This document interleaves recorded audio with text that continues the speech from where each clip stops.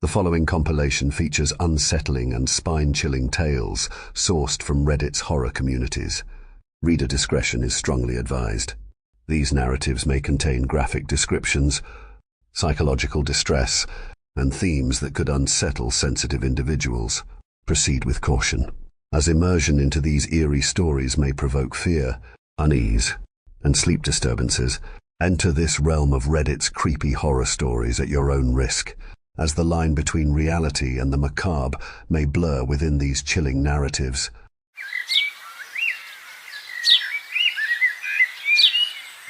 Everything was completely normal until last year. We had what felt like a totally typical marriage.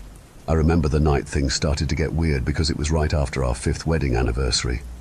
It was a regular day working at the bank when I got a text from my wife. A text from her in the middle of the day was not unusual, but what the text said was definitely not like my wife. "Hey babe, I had an idea for something new we could try when you get home." Now, don't get me wrong, I was thrilled to get this text in the middle of my workday. I think any man would be ecstatic at a text like that, but I was having a hard time getting too excited because something about it felt so off. My wife has never been the kind of woman to send a message like this, let alone want to try something new. She is a very shy and to herself woman. The day moved at a snail's pace as I anticipated what my wife had in store for me. I tried not to overhype it in my head.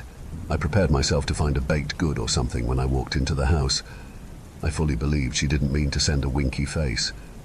Not to say I would have been disappointed with whatever she had in store. I'm not much of a wild guy myself, but a little spice never hurt anyone, right? When I pulled into the driveway, I was surprised to see most of the house lights were off. I suspiciously unlocked the front door to see my beautiful wife standing facing away from me in the doorway to the bedroom. My happiness from seeing her quickly grew into confusion when she didn't turn around to look at me when I walked in and said her name. She would normally run up to me and give me a big hug. In the past, my wife has always been the sweetest person I've ever known. For her to not run up and give me a hug and a kiss was strange. I made my way inside after waiting a second, trying to be as loud as possible in the hopes she would suddenly notice I was home and look at me. I got closer and noticed she wasn't moving other than her soft breaths. I was standing right behind her and tapped her on the shoulder. "Hey, sweetheart, are you okay?" Right as I got out my words, she jumped around to face me with a giggle and smile. "Ha! That was so funny. Did I scare you?" she said while covering her mouth in an attempt to hide her toothy laugh. "Yeah, I guess you really did scare me," I replied with a nervous chuckle. "So was that your special surprise you talked about?" "Of course not, silly. That was just the beginning of the fun," she remarked with a smirk and a wink. She grabbed my hand and led me into our bedroom. Under normal circumstances, I would have been over the moon about it, but her scaring me just before leading me into the bedroom felt so off-putting. Did she think this would turn me on somehow? Did one of my buddies reach out to her and tell her to do this? All I knew was that I was not interested in whatever romantic endeavors my wife had planned. I never thought I would say that. As we got to the bed, she pulled back all the covers and told me to lie down. I honestly felt like telling her I had a headache or something, but it was clear she had been thinking about this all day, and I really didn't want to discourage my wife from initiating things in the future. My mind was spinning with thoughts of what she might do next, but she did something I didn't expect. She put the covers back over me and tucked me in. I was both relieved and more confused than ever. She gave me a soft smile, then in one fast motion fell to the ground like a sack of wet hammers. I intuitively sat up and leaned over the side of the bed to make sure she was okay, and was only met with the ends of her long brown hair peeking out from the bottom of the bed. "Hey, Catelyn, why are you hiding? Can you please come out? I'm not a fan of this game you are playing," I murmured in a tone trying to not sound freaked out. I was only met with the sound of a muffled giggle. I sat in bed for the next 10 minutes trying to tell her to stop. It went from polite asking to begging, but the laughter didn't stop. After my begging didn't seem to work, I got the courage to get out of bed and look beneath me. As soon as I put my foot down, she grabbed my ankle. "What the hell, Catelyn? This isn't funny. You have fun here. I'm sleeping on the couch." I slammed the bedroom door behind me and curled up on the living room couch. I could still hear her laughing from the joke I seemed to miss. It was so hard to sleep that night. The image of her hair barely peeking out from under the mattress really stuck in my head for some reason. It took a while, but I finally fell asleep. The next morning I was up for work a couple hours before her, so we didn't get the chance to talk. I had to go into the bedroom to get my clothes for work, so I peeked under the bed to check on her. She was sleeping peacefully on her stomach, and I tried not to wake her. It was a long, hard day at work. I wasn't really feeling all that scared anymore, more so worried for my wife. I wasn't sure how I could help. Around 10 a.m. I got a text from her. "Hey Emmett, I'm really sorry about last night. I have a lot of explaining to do once we both get home. Can we talk over some pizza?" I felt so much better after reading those words. It might seem insignificant, but my wife hates pizza, so whenever she is willing to eat it with me, I know she's putting in the effort. It was the end of the day, and I headed home looking forward to some pizza and some time with my hopefully back to normal wife. I walked through the door and was relieved to see my wife setting the table and putting down a pizza box. She heard the door shut and ran to give me a hug and a kiss. I really felt like I had my wife back. "I'm so glad you are home. Sit down. I got pizza from your favorite place down the road," she said as she pulled a chair out for me to sit down. We were both quiet for a minute or two after we both sat down. I don't think either one of us knew how to start the conversation. Just as I was about to speak up, she started to talk. "So I know last night was weird. I just got really insecure after hearing a few of my co-workers talk about the things they do with their partners, and I was worried you thought I was too boring. I know I can be shy and don't like to do anything crazy, and started to feel guilty for not doing more with you. I wasn't entirely sure how to even go about it or what you would like, so I just went for it. I understand now how I went wrong. I'm sorry, I just don't know how to do this kind of thing," she said as if she had rehearsed it many times in her head. "Why would you ever think I was bored of you? I don't need any of that wild stuff. I married you for a reason. You don't need to try to be something you're not. I love you for who you are," I said as I grabbed her hand. She took a deep breath and looked at me with watery eyes. "I love you too. Thank you for being so understanding. I really want to make it up to you." "That's very kind, but the pizza is enough for me." "No, I'm really serious. I did some more research and found a few good ideas," she said as she put her hand on my thigh. I was so torn at that moment. I was terrified from the night before, but it seemed like she learned from her mistakes. Sure, it was an incredibly strange mistake to think scaring me would get me in the mood, but she is extremely sheltered. That's what I was trying to tell myself. I knew deep down something was still wrong, and I should just say no. But I think many people can understand how your body can go on autopilot in moments like this. At this point, nothing was going to stop me, and I'd give every excuse in the book as to why it was okay to let her do her thing. Just like last time, I was led to our bed. She made me lay down and immediately put my hands over my head into handcuffs and put a blindfold on me. My heart was racing at this point. I was terrified, but human nature was taking over, and it could not be overridden. Right as she put the blindfold on me, she stepped back and I didn't hear her move. I was expecting her to do something to me, but nothing. I laid on the bed, feeling more exposed than I ever felt possible. After a couple of minutes, I heard the floor squeak, and it confirmed that she had been standing right by the bed the whole time. I felt like I could feel her eyes staring at me. It was practically burning a hole in my skin. I heard the light switch flick off. Now I really couldn't see anything. After a few moments of anticipation, I felt her fingertips graze the sheets near my sides. Then by my feet, just barely missing any part of my body. I started to maybe get hope again that I shouldn't be scared. Sure, this wasn't what I had in mind, but she was new to this. I was very wrong. That was the last moment I had hope for my wife. This was teasing. This was torture. I was soon met with the sound of her scraping her fingernails against the walls like a wild animal.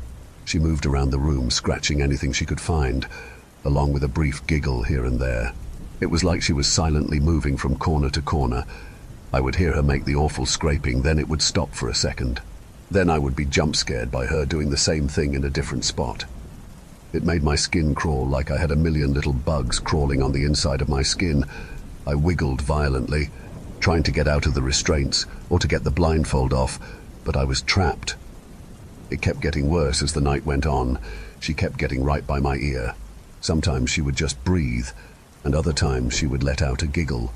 She would run her hands closer and closer to my body, sending me into a cold sweat. I, of course, didn't have a way of telling the time, but I would guess it was about an hour in when I stopped begging her to let me go, and I just started yelling for help. I guess she didn't like that because she put duct tape over my mouth. Shortly after that, I started to hear the scraping sound on the ceiling.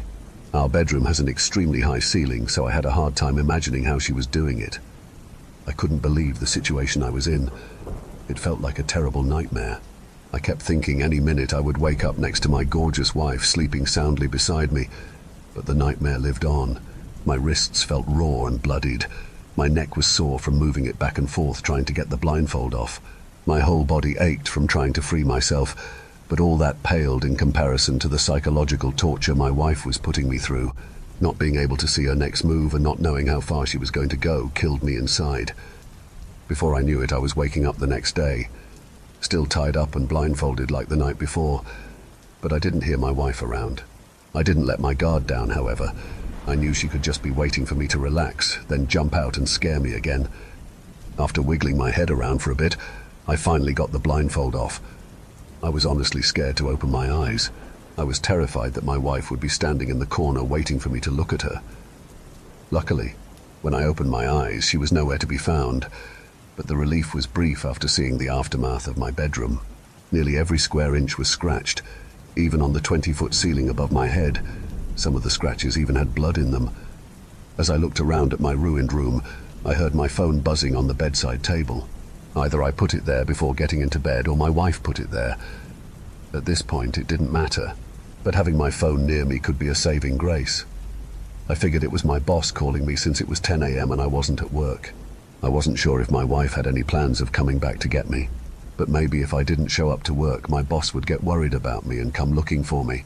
I soon had the realization that if they called my emergency contact, it would just be my wife, and I wasn't sure how helpful she'd be at this point.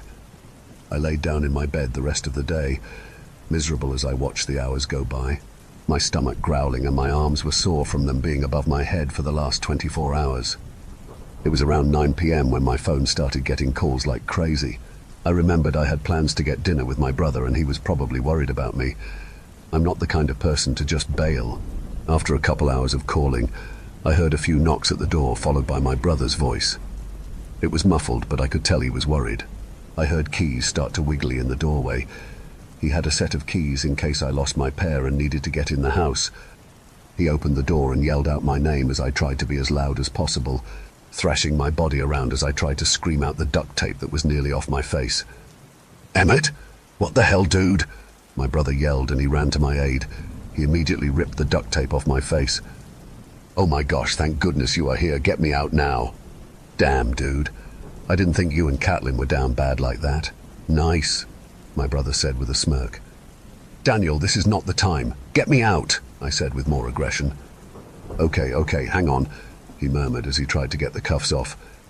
After trying for a while, we found it impossible to get them off without a key. He ended up just getting my bolt cutters and cut them off. It was nearly midnight when I was finally out. My arms were so sore it took me forever just to get them back down at my sides. "So, do you want me to pretend I didn't see any of this or something?" Daniel said in a casual tone. "What? No, it's not what it looks like. Trust me, I wish it was what it looks like. Catelyn is sick or something. She trapped me here all night and practically tortured me. Look, I know we are close and all, but I don't think I need those kinds of details from my own brother," he remarked with a chuckle. "You aren't listening to me. Look at the walls and the ceiling. She did this. She is scaring me. I don't know what to do." He looked around the room and then at the ripped-apart ceiling, not fully grasping the situation but clearly concerned. "Okay, come stay with me tonight if you are freaked out," he said, half annoyed and half worried. I grabbed a few pairs of clothes out of the closet and shoved them in a bag. I wasn't sure how long I was going to be gone, but I wanted to be prepared. My brother only lives a few minutes down the road, so it was an easy drive. The whole time I was worried my wife was going to appear and scare me. We made it inside my brother's house and he apologized for not having a guest bed. He's in his early 20s and lives alone, so he doesn't have much space, but honestly, I didn't want to be far away from him. I didn't dare to tell my little brother I needed him and I was scared, but I think he could tell I wasn't okay. "Listen, I don't really get what is going on, but it's getting really late and we both should sleep. Let me know if you need anything." he said as he awkwardly walked into his room 10 feet away from the couch I was lying on. I had a terrible time falling asleep that night. Whenever I closed my eyes, I just heard the sounds of her nails scraping the walls in my head. I kept thinking, and I felt her warm breath against my ear. I'd open up my eyes to find the room empty. It was starting to feel like the anticipation of her was becoming just as bad as her actually torturing me. I woke up the next morning exhausted. My whole body felt like I was just in a car accident from being so tense for so long, and I only got 3 hours of sleep. I realized that if life was still normal, my wife would make me hot tea and a warm bath with all her fancy essential oils that probably do nothing, but she always put so much love into it. I started to feel myself slip. I felt sadness creeping in, but none of that mattered. I had to go to work. I couldn't have a no-call, no-show and then call out of work the next day. I would feel terrible about it. Plus, I wanted to apologize to my boss in person. The workday started out strange when I tried to ask forgiveness from my boss, but he acted strange at my apology. He explained that my wife gave him a call and said I wasn't feeling well and I would be absent from work that day. I guess despite everything, my wife still didn't want me to get a slap on the wrist at work. That was only the beginning of the strange day. I found a dead rat in my desk drawer, spiders in my locker, and a huge clump of hair in my lunch. It seemed like I was the only employee being harassed, but they ended up closing and sending everyone home at around 3 p.m. because a few higher-ups got nervous and thought they needed to look into it. Banks tend to take stuff like this seriously. I went out to my car to leave for the day and was in shock to find a note on my car.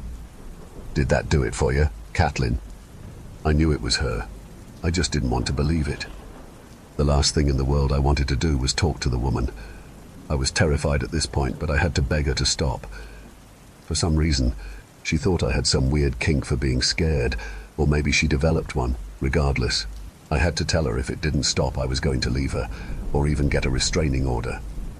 I didn't want to meet her in person by myself. I didn't know what stunt she would try and pull to convince me to give her one more chance. Since my brother was already partly up to date on the situation, I asked him if he would be there for our meeting.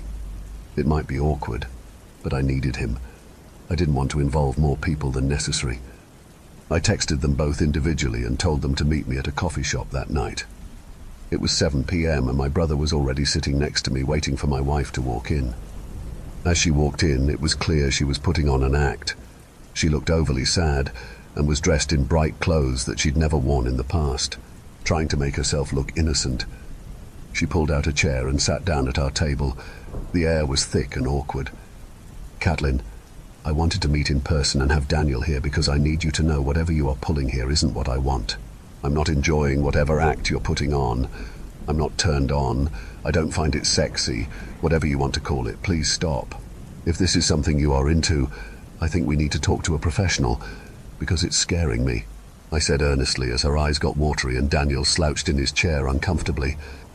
I don't know what to say, babe. I have to say I'm confused.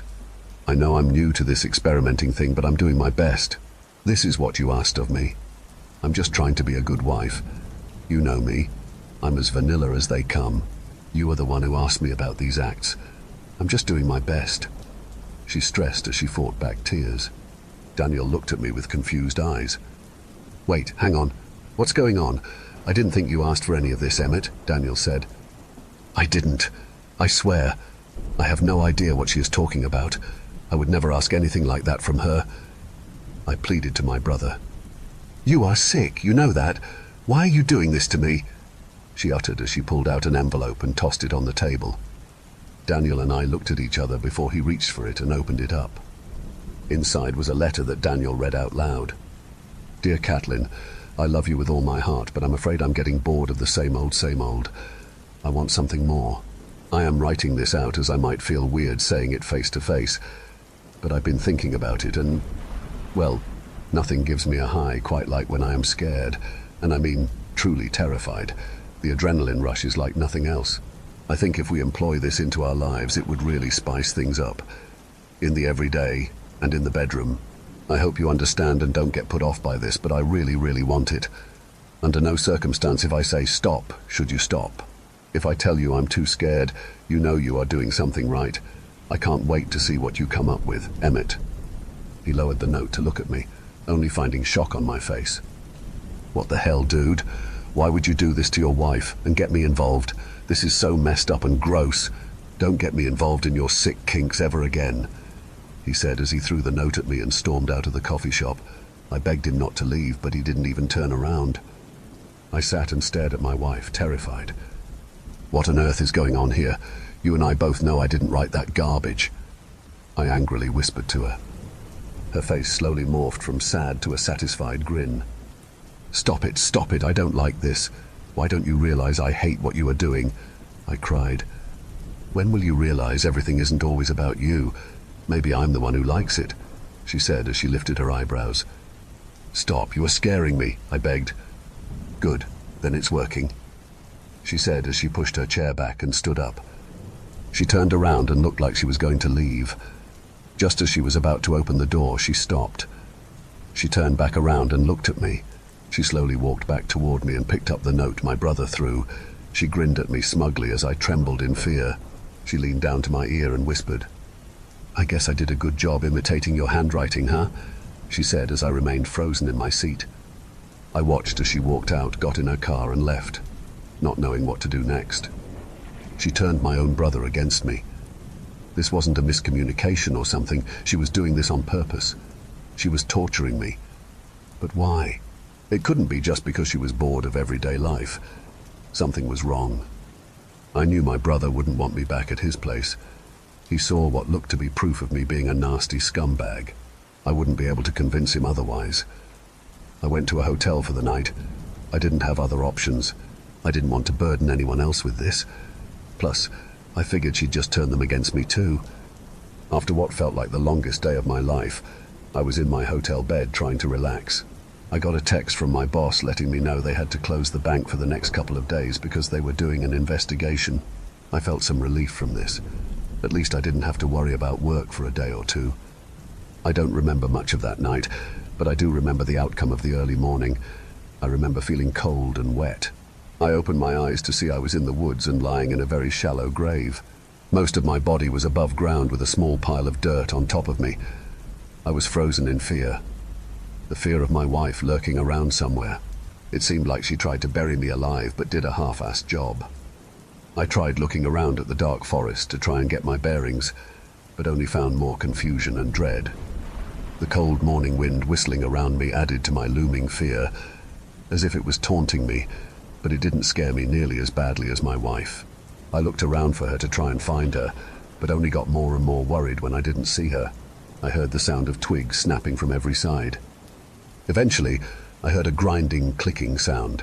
It sounded robotic, but also human. Then it turned into a giggle. I never thought the sound of my wife's giggle would haunt me so feverishly. The sound would come from far to the right, then switch to my left, faster than she would have been able to get that far. Much like she did in our bedroom a couple nights back. I started to hear footsteps along with the twigs breaking. I swore it didn't sound like she was walking on 2 feet, but on all fours. I tried not to think about it.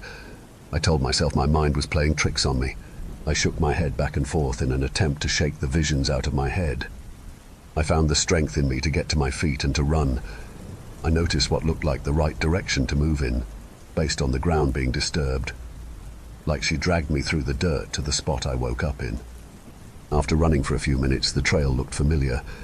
I knew I was close to home. When I would hear the footsteps, I would turn my head to look, only to barely miss her. After what felt like forever, I saw her. She was on all fours, circling me, running like a wild animal, her tongue sticking out of her mouth like a dog. I hardly recognized her. Her circles around me got tighter and tighter. As she got closer to me, she slowed down. Eventually, she got right in front of me and stood up on her 2 legs. I tried to run around her, but before I knew it, she pinned me down. I could barely recognize her up until this point, but something clicked when she got close to me. I looked into her eyes, but I didn't see my wife. I saw something else. I guess I should have guessed sooner, but something was wrong with my wife, because this thing wasn't my wife. "What did you do with her?" I yelled in her face. "You will never find her," she whispered with a hoarse voice, as drolls started to come out of her mouth. She abruptly jumped off of me and scurried back into the woods. The last words she said echoed in my head. "You will never find her." The relief I felt knowing my wife might still be out there. But how was I supposed to find her? I couldn't keep up the running my whole way home, but managed to sprint. I kept thinking she was gone, then I would hear her nearby, taunting me. I got back to our house. I hadn't been there since this all started happening a couple days ago, so I was scared to see what the inside looked like. I knew I couldn't stay for long. I saw her car still in the driveway, so I planned to take it. My car was still at my hotel, but I needed to make it hard for her to get around. I thought I would also look for clues for my real wife while I was there. After I entered the house, I was shocked to see the state it was in. My wife would rather die than see her home look like this. Glass broken on the ground from wine glasses, dirt and trash in random piles, a foul stench filling my nose. I couldn't believe what that thing did to our once beautiful home. The horrible smell distracted me, but I remembered my goal once I saw some blood. I followed it to the basement staircase. I grabbed the fire poker by our fireplace and walked to the door leading to the basement. I felt guilty for taking so long and not just heroically running down the steps to hopefully see my wife. But my whole being was so full of dread I couldn't help but feel fear. I knew I had to fight, but every part of my body wanted to flee. The door creaked as I pushed it open. It was hard to tell if it was louder than normal, or if the moment made it feel excruciating. I peered through the door to see more blood on the stairs. A lot of blood. I ran down as fast as I could without slipping, noticing blood on the guardrails as I tried to grab them. As I made it to the bottom of the steps, I was in shock. I saw my wife. She laid on the cold, unfinished basement floor. Her breath was visible but faint, covered head to toe in cuts and scrapes. I ran to her and collapsed beside her, weeping like a baby. "Catelyn! Catelyn, please get up. Come on. We need to get you out of here. You need help, and I don't want her to find us," I said with a panicked breath. What's going on? Was I sleeping down here? Wow, my head hurts," she whispered in a groggy voice. "No time for that now. I'm getting you some help," I proclaimed as I lifted her up in my arms with a sudden burst of adrenaline. It was clear from her injuries she needed medical attention, but I wasn't worried for her life. There is no way the amount of blood I saw in the house was all from her. If it was all hers, she'd be on the verge of death. That awful creature must have gotten some blood somewhere else to scare me more, as if the sight of my wife on the floor was grisly enough. We rushed to the hospital in what felt like record time. As I carried her in, the hospital staff approached us asking all kinds of questions. I tried my best to explain, but it didn't sound right coming out of my mouth. I couldn't explain any of it because I was still trying to understand it myself. The staff got my wife set up in a hospital bed. She had an IV for some fluids and some stitches here and there. After a couple hours, she seemed to perk up, but she could tell I wasn't being myself just yet. "Babe, I know you are freaked out, but don't be so cold to me. I just went through something awful. Please, I need you now more than ever," my wife said from her bed across the dimly lit room. I was trying to be as loving as possible, but I just couldn't get some images out of my head. I was desperately trying to remember my wife before that monster came into the picture, but it was so hard. Her face went from sad to an over-exaggerated pout, in an attempt to make a sad puppy dog face. She tried to make the cutest faces she could. I got closer and closer to her, and her happiness grew. I ended up sitting on her bed with her. She leaned close to me and puckered her lips. I gave in and had a blissful kiss with my wife, until she bit down. I tried to pull away, but she had such a grip, I could tell I'd badly hurt my lip if I resisted. Instead, we both sat in silence. Her breathing got slow and deep as my heart rate increased. She slowly loosened her bite, but stayed uncomfortably close to my face. "Say a word and I will scream," she whispered. Before I could process what was happening, she reached for my hand and grabbed my pinky. Then she violently forced it the wrong way. I screamed in pain as I heard the snap of my finger breaking. My ears were ringing in shock. As I reacted, my wife did as well. "Get away from me, you horrible monster! Get off of me! Don't you dare touch me!" She yelled at the top of her lungs. I backed away from her.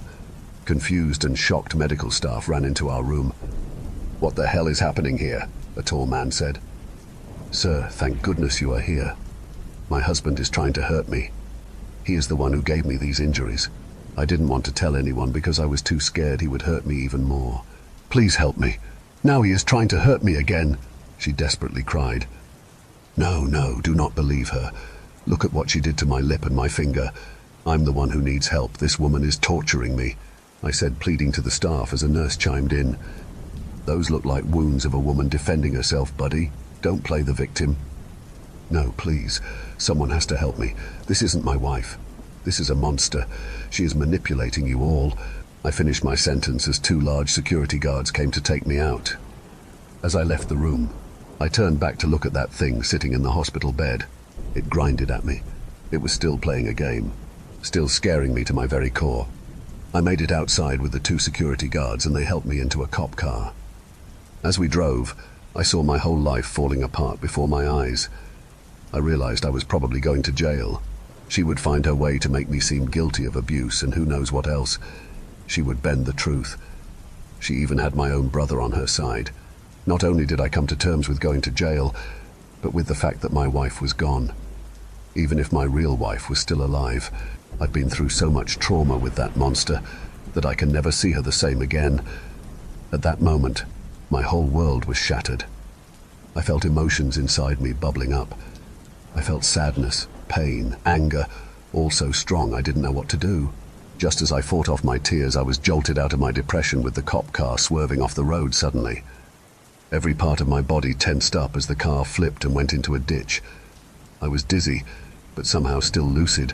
I managed to get my seatbelt unbuckled, but soon found myself in an awkward position just lying in the flipped car waiting for help. The 2 officers in the front seat were passed out. I was pretty sure one of them was dead by looking at him. After lying in the flipped car, weighing my options, I saw someone walking around the car. I yelled for help, but my heart sank when I realized it was her. Suddenly, the car that just moments ago made me feel trapped now felt like my saving grace. The only thing separating me and that monster. I did my best to keep my eye on where she was, but she managed to get around too fast. Before I knew it, she reached through the broken window, grabbed my ankles and ripped me out of the car. I could feel the glass shards ripping at my skin as she forced me out. She got me out and dragged me a couple feet away from the car. She stood above me, straddling me. Her arms were bloodied from pulling me out of the car. She got closer to me slowly, eventually sitting on my chest. As she got close, I could see how bad she looked. Her hair was knotted and ratty. Her skin looked dry and weathered. My whole body ached at the sight of her. If this was my wife, something was really wrong. Wasn't that thrilling? She remakes with a crazed look in her eye. Stop it, just stop it. I will leave you and get a restraining order against you. I will do anything in my power to get away from you, I pleaded with her weight on my chest. Ha! How do you think you'll get away with that? I have everyone on my side. I have written evidence that makes me seem innocent. No one will ever believe you. You are putty in my hands. Is this what you want? For me to go to jail? To make me look like an abusive, sexually corrupt man? Why are you doing this? I said with desperation. Go to jail? Who said I wanted you to go to jail? Who do you think stopped the cop car? The tooth fairy? She said with a chuckle and twisted smile. Then why did you tell all those lies about me? Why are you trying to make me look guilty and then the next minute save me? If you go to jail, the chase is over. You will be protected by the jail walls and steel bars that keep us separated. I won't be able to keep scaring you. Jail would be freedom for you, freedom from me. What if I would rather go to jail than have you constantly lurking around every corner? I said with squinted eyes. She met my gaze and got even closer. She whispered something that sent a chill down my spine. Go to jail and give up finding your beautiful bride. You sick bastard, I said as I tried to sit up to grab her, but she pinned my arms down. You thought because of the little stunt I pulled I was making up a lie about your wife still being out there. Don't be silly. You know your wife. She would never act like this. How do I know you aren't bluffing? I said as my eyes filled with hate. Think of it this way. Would you rather keep looking for her your whole life, then on your deathbed realize it was all a lie? Or go to jail and realize on your deathbed that your real wife was alive the whole time, trapped away somewhere, desperately waiting for her knight in shining armor to come to save her? But he never came. What a shame that would be, huh? She uttered with a soft, maniacal tone. Who are you? Why are you doing this? I said as she let go of my wrists and sat up and began to speak in a normal, cheering tone. "What do you mean, goofball? I'm your wife. I'm doing it because I love you." I felt even more scared to see her attitude shift so suddenly. I could see what she was trying to do, showing me how she could manipulate me and others. She got off of me and walked a few feet away. "More cops will be here soon. I will keep them off your trail so you have time to get away. But don't get too comfy. Wherever you go, I will find you. Once I find you, keep running. I want you to keep having a sense of getting away from me. I want you to feel safe so I can take that feeling away from you again." I rose to my feet, looking at her in awe. I knew I couldn't be completely confident in my real wife still being alive, but the thought of her in a cold room waiting for me echoed through my head. I had to keep running. I had to keep looking, even if that was exactly what she wanted from me. I started to run. I ran with no clue where I was going. I didn't have a home to go to. Nowhere was safe. I was hopeless. I spent the next several months running away. I hitchhiked and found odd jobs. I even found a super sketchy doctor's office that took some cash I had in my wallet. I had to get some help with the injuries I sustained. A few separate times I thought I was safe. I thought I had outrun the police and, more importantly, my wife. The first time I realized she found me, I opened the door to find bloodied teeth all over my doorstep. I was in the next place for about 6 weeks, but kept getting ding-dong ditches. I thought it was just kids, but no kid would be doing it on the hour every hour for days straight. That brings us to the current day. I won't give details on my location in case she is reading this. However, I'm not completely sure if she has found me or not. Sometimes I hear scraping on the outside of the house, or what sounds like something inside my walls. I tell myself it's just animals because it makes me feel better. She might be trying to be less obvious, so I stopped running. I was relieved at first that she wasn't doing anything too terrifying, but then I realized it's worse to not know if it's her or not. I've been spending most of my time hoping and praying that my real wife is still out there. I can't help look for her as well as I'd like. Given I'm very far from home, I worry that if I just sit around and wait, they will never find her, not as long as that thing pretends to be my wife. My biggest fear of all is that she is my real wife. Is she giving me false hope so I have a reason to stay out of jail and a reason to live? No, I can't believe that. I will never give up hope. I love you, Catelyn, and I will keep looking for you.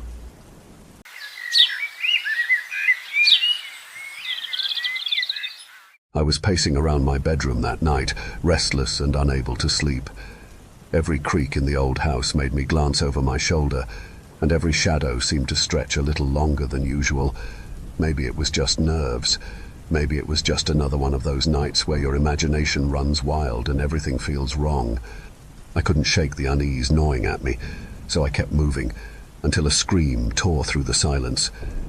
It was sharp and desperate, a sound that made my skin prickle and my blood run cold. I froze, straining to hear, my heart hammering against my chest. Was it my imagination? A figment of my anxiety playing tricks on me? Then I heard it again. A raw, agonizing scream, followed by the unmistakable sounds of someone struggling. Something inside me tightened. My feet felt like they were stuck in quicksand, but somehow I made my way to the window, every step heavy with dread. What I saw made my stomach lurch. There, in the dim glow of a street lamp, my neighbor was thrashing on the ground, blood pooling beneath him. A man stood over him, his face hidden in shadow, but I could see the glint of steel in his hand as he drove it down again and again. My neighbor's voice broke with each stab, his shouts growing weaker, fading into pitiful whimpers. And the man, he was smiling, lips curled back in a grotesque grin. He was enjoying it, every single second. I wanted to scream, to shout, to do something, but I couldn't. I was rooted to the spot, paralyzed by fear, watching in helpless horror as my neighbor's life was taken from him in a brutal, bloody act of violence. I tried to look away, but it was like my eyes were glued to the scene, trapped in a nightmare I couldn't wake up from. When it was over, the silence was worse. My neighbor lay lifeless, a crumpled heap on the ground, his blood staining the pavement like spilled ink. The killer straightened up, wiped his blade clean on the body's clothes, and turned. My heart stopped as his gaze drifted up, locking onto my window. Our eyes met. For a second, it felt like time itself froze. A shiver of pure, primal terror shot through me as the killer's lips stretched into a slow, deliberate smile. He lifted his weapon, pointing it directly at me like a promise. My breath caught. "You're next." That was all I needed to snap out of my trance. I stumbled backward, nearly tripping over myself as I fumbled for my phone. My hands were shaking so badly I almost dropped it. I dialed 911, pressed call, and nothing. No network.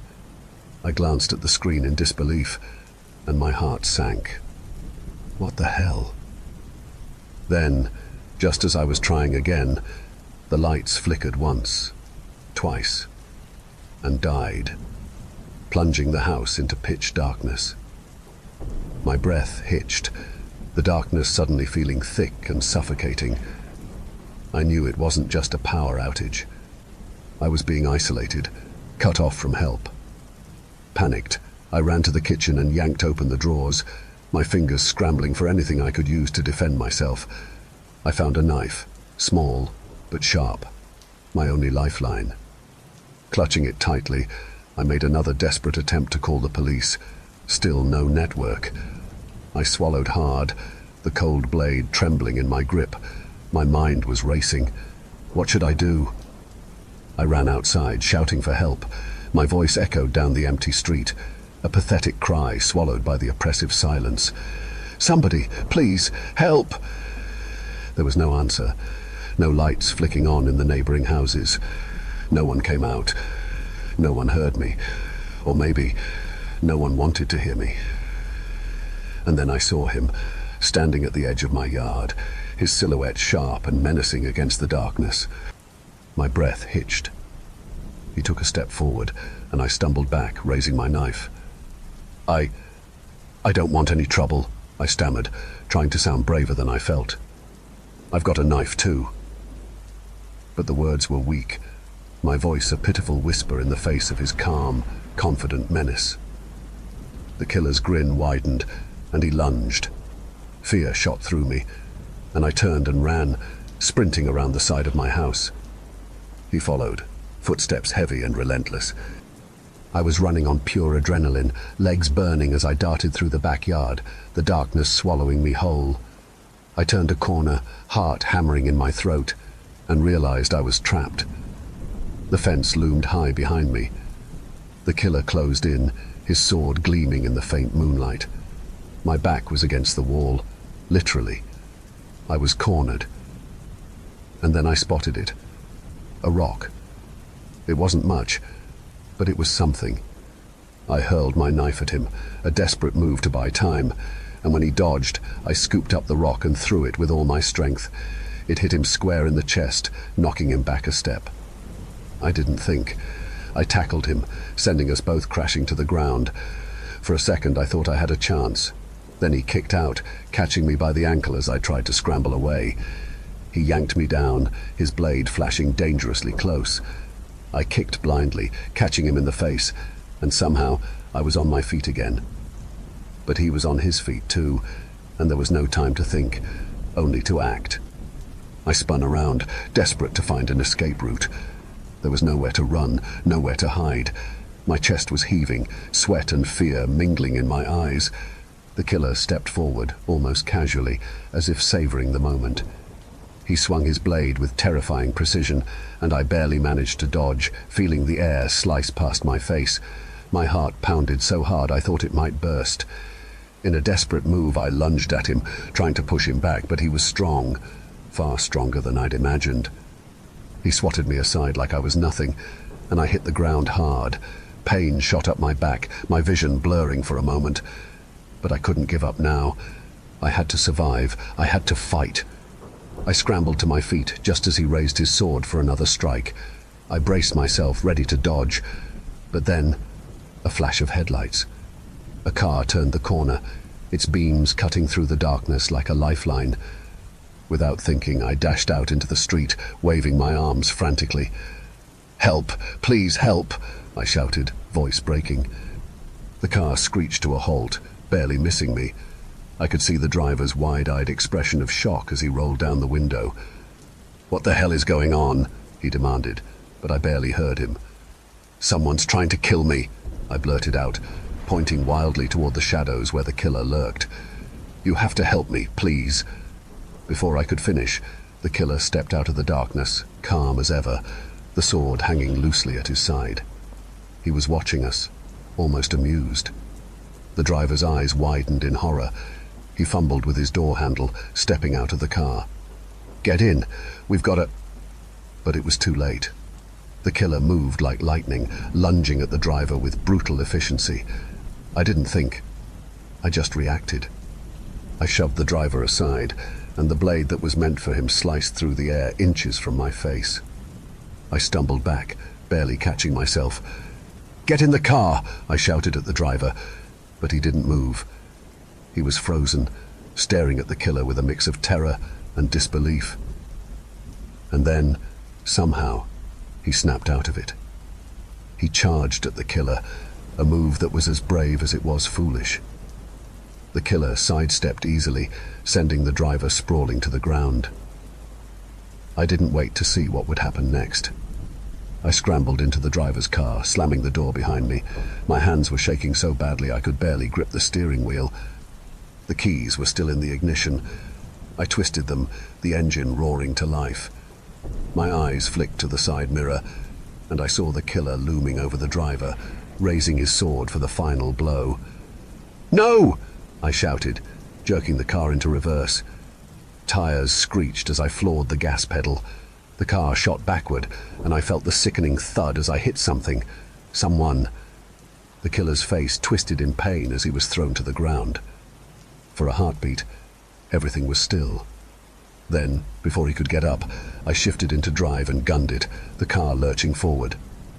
The killer tried to move, but the front tires caught him square in the chest, crushing him beneath the car's weight. I didn't stop. I couldn't stop. I drove until I was sure he wasn't getting back up. The car bounced and jolted as I ran over his body again and again, my vision blurred by tears and adrenaline. Finally, I skidded to a stop, hands still clenched around the steering wheel. The silence was deafening. Slowly, I turned off the engine. The driver was sitting up now, staring at me with wide, terrified eyes. I stepped out of the car, legs trembling beneath me, and looked down at what was left of the killer. He lay twisted and broken on the pavement, his sword lying inches from his outstretched hand. I killed him," I whispered, the words feeling hollow and unreal. My mind was spinning, struggling to process what had just happened. The driver stumbled to his feet, his gaze shifting between me and the mangled body. "You saved me," he said hoarsely, voice thick with shock. "You saved us both." I shook my head slowly, still staring down at the killer's lifeless form. It didn't feel like a victory. It didn't feel real. I'd just been trying to survive. But now, as I stood there in the aftermath, a chill crept up my spine. Because in the darkness, behind the fear, I couldn't shake the feeling that this wasn't over. It's now been a couple of weeks since then. I kind of hate everyone in my neighborhood.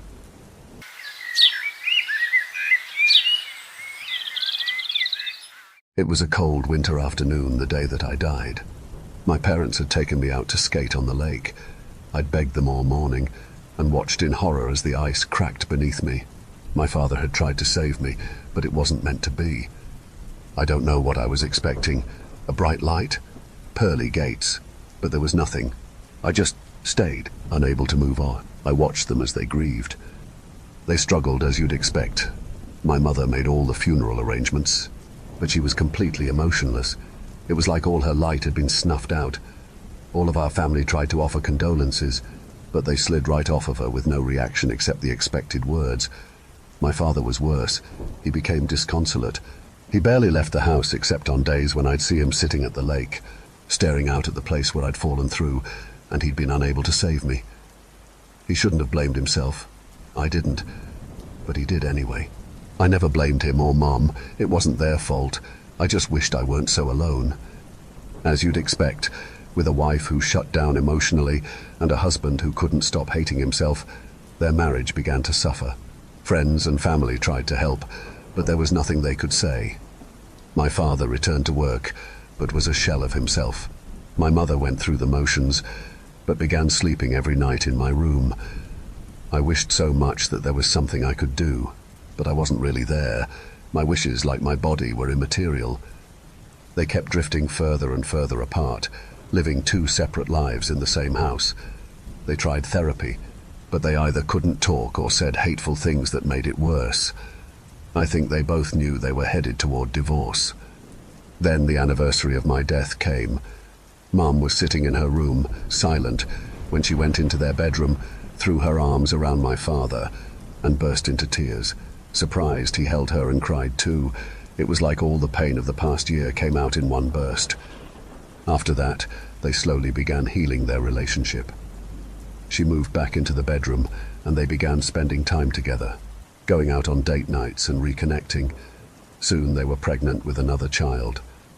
The pregnancy went smoothly, and they were soon blessed with a baby girl, Grace. They pampered her and watched her like a hawk, thanking God every day for their second chance. Then one night they walked into her room and found her passed away. SIDS, the doctor said. There was nothing they could have done. It's hard watching them go through it again. I pray they'll make it. But I had no choice. I can't take being alone anymore, and I've always wanted a sister. Thank you for venturing into the darkness with us. If you dare to explore further, be sure to subscribe to our channel for more spine-tingling tales of horror and the supernatural. Remember, the shadows hold endless mysteries, waiting to be unveiled. Stay tuned for more bone-chilling stories as we continue to traverse the eerie depths of the unknown together. Until next time, may your dreams be free from the haunting echoes of our tales. Or perhaps not.